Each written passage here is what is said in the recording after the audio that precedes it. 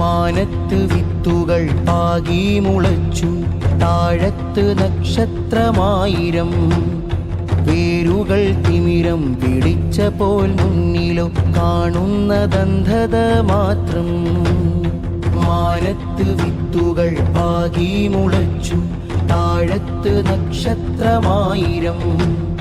വേരുകൾ തിമിരം പിടിച്ച പോൽ മുന്നിലോ കാണുന്നതന്ധത മാത്രം.